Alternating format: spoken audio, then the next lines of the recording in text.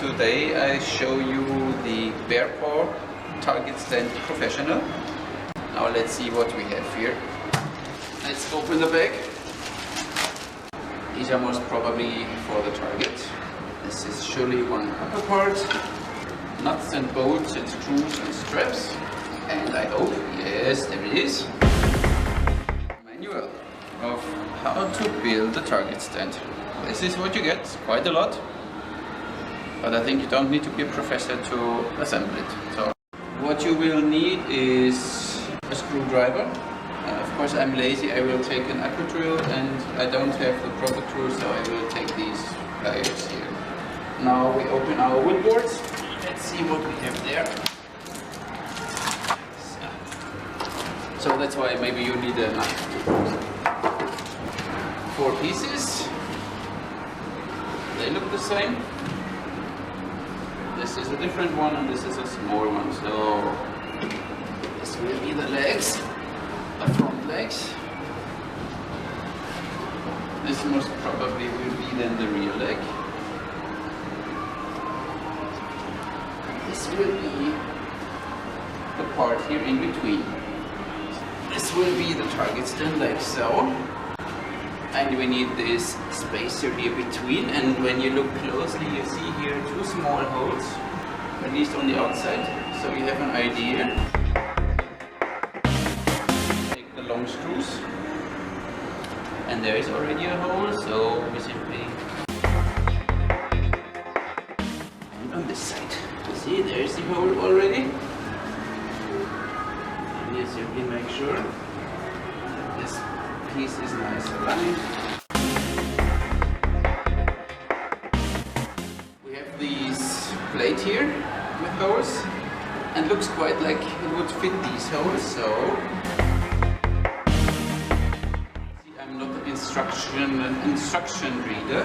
I simply mount it like I want. I think it's right. So.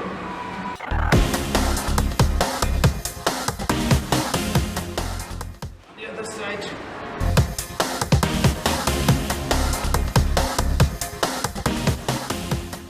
Then we have here already a nice and steady construction. Go back to my bolt, my washer, and the rear leg comes here between. A lot of space between. So bolt goes through here.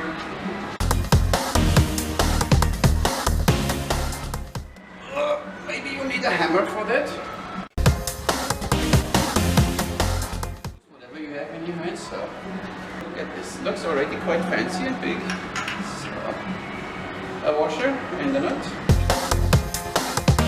You have the proper tool, which I don't have. Makes that easier. Foldable.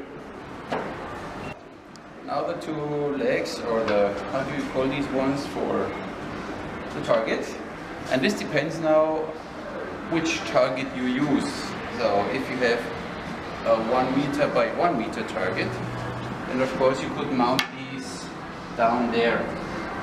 I will use a 60 by 60 target, and when you see, if I would mount this too low, it will not fit. So I have to go up with my target until these small legs will fit underneath the target. So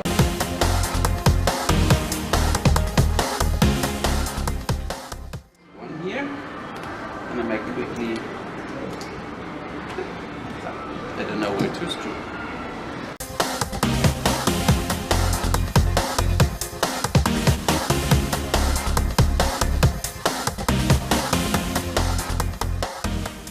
Like so, and to have the other side properly the same.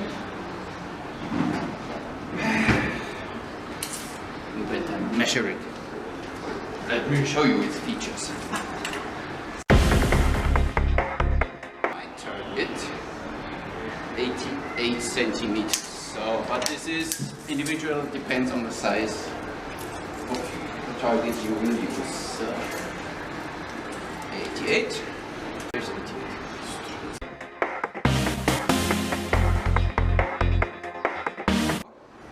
That's all for this, and then you see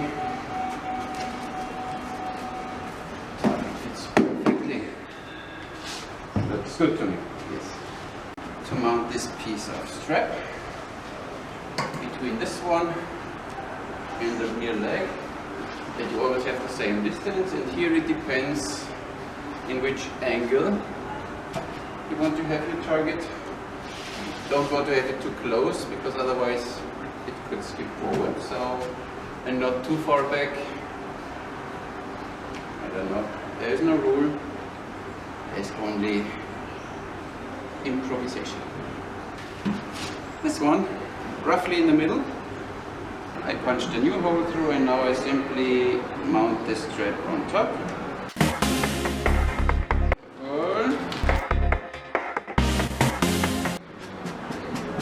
That should work.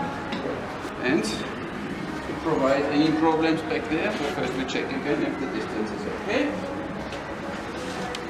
And we mount this on the side, so we only have force coming from the side. When I mount it here, then I always have these 90-degree angle force, and then most probably this screw will not work. So.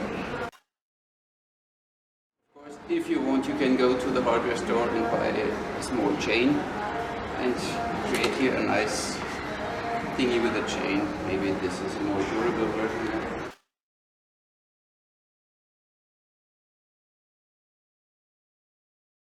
Looks good to me. So, now we have here a durable target stand.